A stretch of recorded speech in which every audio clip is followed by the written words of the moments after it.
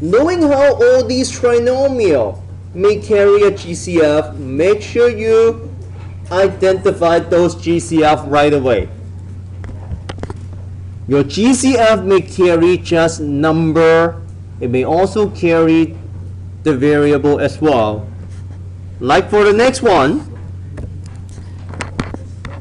besides the 5 from all three terms, I can also take out the A and the B.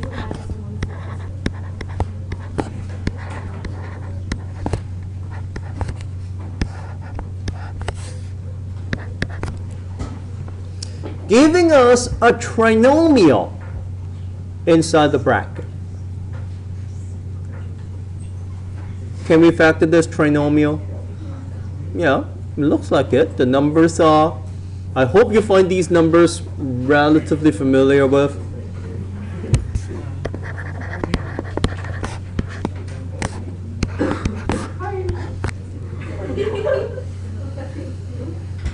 That's Liam, by the way.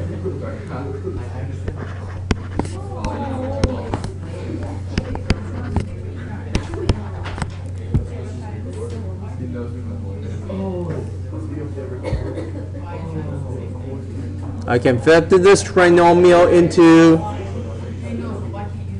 a squared minus 3, a squared minus 3. Can we go further? Yeah, yes and no. It depends on how far you want to go. I actually can. If I prefer to go further, I can go further. Yes. Do you want to? Do you want to work with numbers that are not easy to deal with? I can probably go one step further. This can be factored into this. You have done radicals. We have just finished radicals.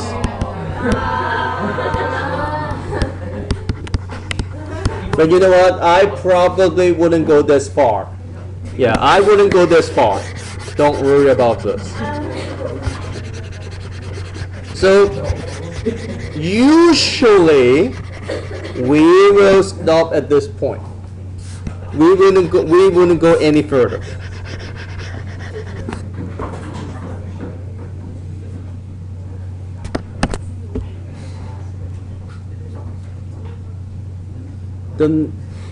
So sometimes it really depends on the question itself, and if they come with any radicals and they want you to simplify your radicals, yeah, you may want to go one step further in that case, but for now I'll just leave it that way. So when we are factoring our expressions, you want to ask yourself, do you need to go that far? Or what are you supposed to do? What are the hints? What do you see for now to make it work? Like for the next one, we only have two terms. This is not a trinomial. How can we factor this if it is not a trinomial? Well, how many terms do we get? Two terms. And the only things that involve two terms in the past will be difference of square. Do you see a perfect square minus a perfect square? Kind of. You see a square, but the square comes with more than just a 2. Can I express this as a square? Can I express this as a square? Using the law of exponent, can we consider this as that? Yeah. And I can do the same thing with the second term. And now we have a square minus a square. And there is a minus in the middle. Difference of square. Every time when we have a difference of square, like a squared minus b squared, we will end up with a minus b and a plus b. And for now, we are going to do the same thing. We will have a minus b and a plus b. But a and b comes from here and there.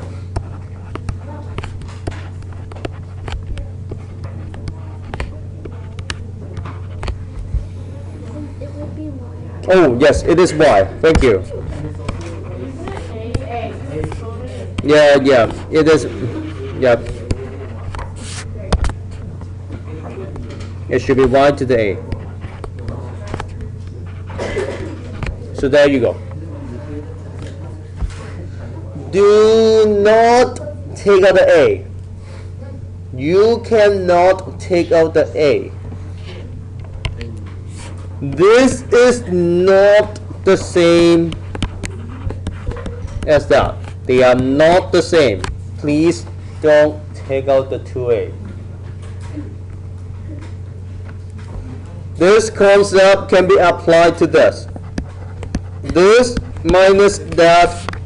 Oops. 5 squared minus 3 squared isn't the same as 5 minus 3 squared. Please don't do that. And that's why we cannot take out the exponent in this case. Do not do this.